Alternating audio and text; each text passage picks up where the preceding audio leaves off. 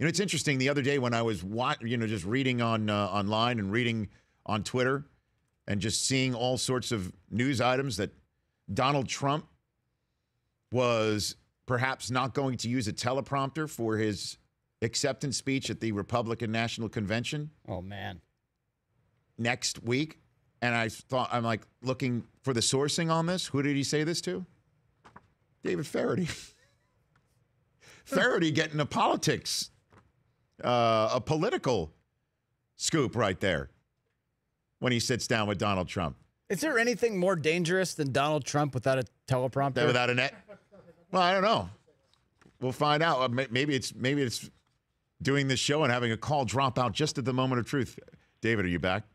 I am, yeah. I just lost my temper and slammed the phone down on you. These trunk calls, I just thought you voted leave instead of remain. You know, I thought that's what you just did.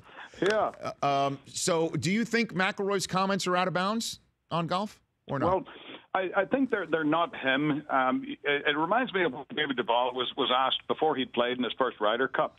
It was 1999, and it was the pay-for-play scandal when the American team was being accused of, they didn't like the Ryder Cup, they don't like each other, they're not a team, all of this garbage, and that he just got fed up with the questioning and said, hey, I don't, understand all of this. It's just an exhibition anyway.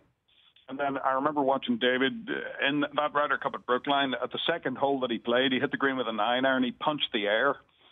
When the crowd went mad, I thought, well, it doesn't seem like an exhibition now. Rory has no, none of us have any experience of the Olympics in golf in our lifetimes. So I think he just got fed up with all the questioning and went with a sort of a gut reaction thing that he regrets. But, everything we know about Rory McIlroy, this answer doesn't point towards that.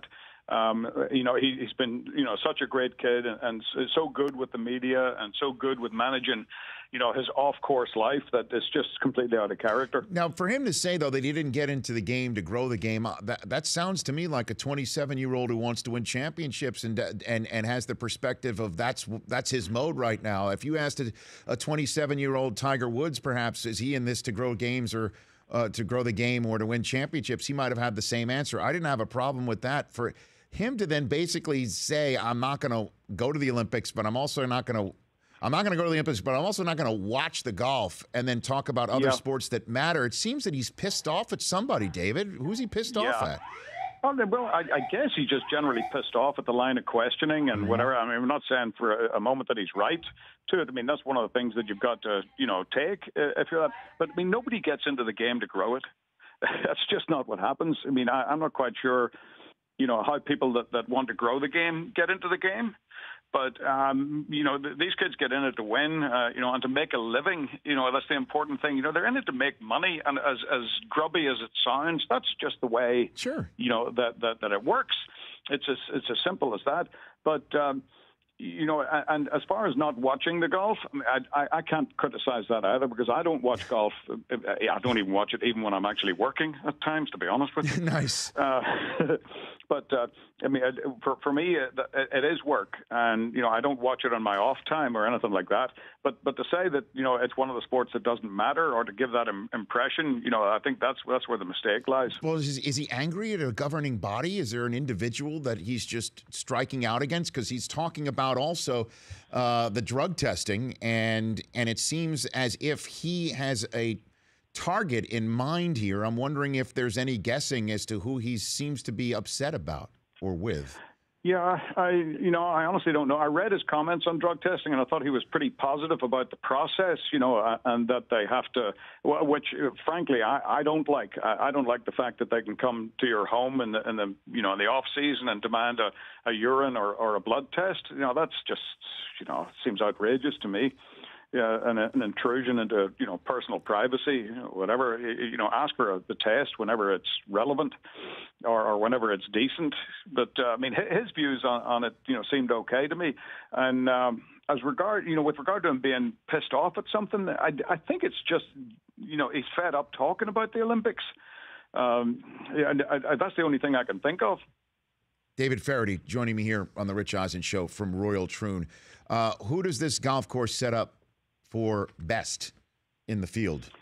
David? Well, the golf course at Troon, sets up for someone who can drive it on the fairway, and that's not the easiest thing to do at Troon, because especially in the inward half, the fairways are incredibly uneven. You don't get a lie that's even remotely close to flat, and they're pretty narrow as well. So, someone who can get it on the fairway, not necessarily hit it an enormously long way, I think will do well here, because there's a lot of rough, and there is a lot of gorse, and there's one hole, Rich, the 11th. Just make a mental note of the 11th. Might be the hardest hole on the planet right now. If it plays into the breeze, there are people that might not finish that hole. Might not finish it at all, huh? No, they might just get on the train and go in the opposite direction. So is this maybe set up for Dustin Johnson to go back-to-back, David? Well, Dustin is one of those players, that he doesn't have to hit driver. And, so immensely talented. I think it's tremendous, for Jordan Spieth as well, for any of the, top half dozen in the world. But if I were to pick someone like a dark horse for this, I'd pick Brandon Grace, because he hits the ball such a beautiful low flight. And I think we're going to get some wind, we're going to get some rain, and he's a kid that keeps popping up in major championships. I think his time is about to come. And now let's talk about your exclusive sitting down Monday night on the next episode of Feherty on the Golf Channel. With the Donald. So where do I start on this front? How long have you known Trump, David? I met him for the first time about 7 or 8 years ago, and I bumped into him from time to time at sporting events and at charity engagements and things like that. But and then I had him on the show, I think in season 2 or 3. But this is a different interview, and he was terrific. I got to be honest with you, I like him. I like the fact that he just says whatever he wants to say. I don't agree with everything that he says, whatever, but I really like the fact that he says it and doesn't back down. He's an extraordinary character, larger than life. And whether you like him or dislike him, boy, you have an opinion on him.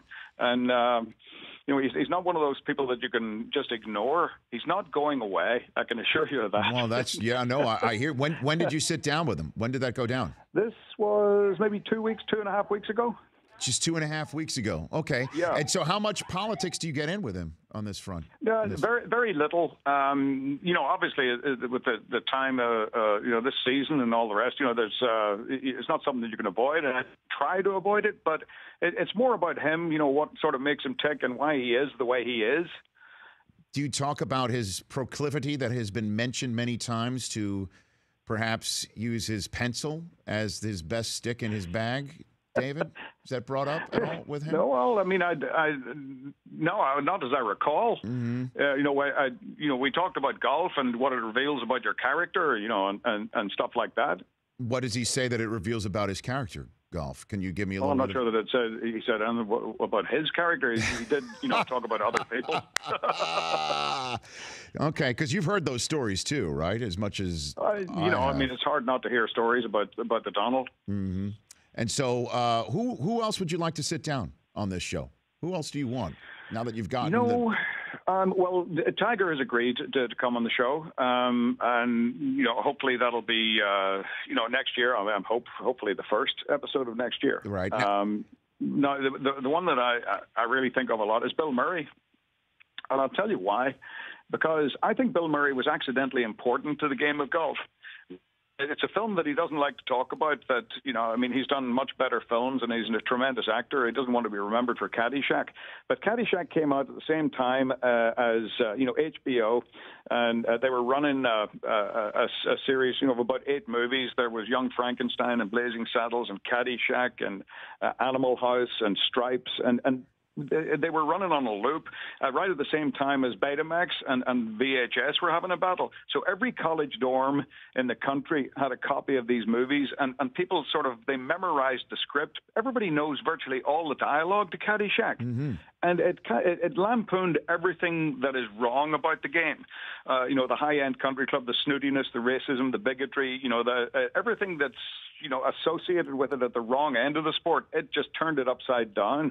And I think it kind of made the sport cool in a really sort of backhanded way.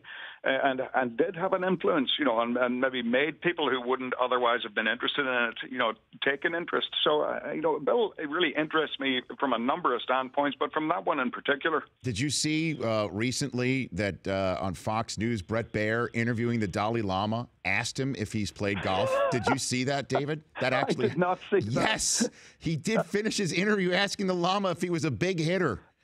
That's excellent. That is excellent. Absolutely. He actually did that, know. Yeah, I mean, it's still, whether you like the film or not, that's one of those movies that it was a landmark in idiocy that just kind of, it stuck with all of us. Now, has NBC asked you to interview Hillary Clinton as to be for the fairness doctrine for Feherty? You sit down, Hillary? No, I have not been asked, for that. And there is the equal time thing. Right. But it apparently it doesn't apply, in a sports environment, or I don't know. Okay. And are you going to the Olympics? Are you going to Rio for NBC to cover the? I'm going to. I'll be there for the duration, and I'll be working the golf and doing stuff with Bob Costas and with Late Night with Ryan Seacrest, and I'll be on the periphery of some of the sports, darting in every now and then to stick a hypodermic something into people and suck out some blood or whatever. Okay. Now you're the perfect guy, David. I'll give you one assignment. I'll be like the giant mosquito. No, I give you one assignment for me for the next, if you wouldn't mind undertaking this. Okay. Yes. Now the swimmers, the divers. Before they go in the big pool, they always sit in this little pool that's by the big pool. I want to know what the little pool's for. Why do they chill in that little pool before they go in the big pool? Can you find that out for me? Do they pee in it? Definitely. Because, little pools are always dubious like that, I always felt. Yeah. And they're worried about Zika. Come on. Yeah, really. David, thanks for calling. Always a pleasure. Always a pleasure, Rich. Yeah, same to you. It's David Feherty. The Rich Eisen Show, weekdays at noon Eastern on Audience.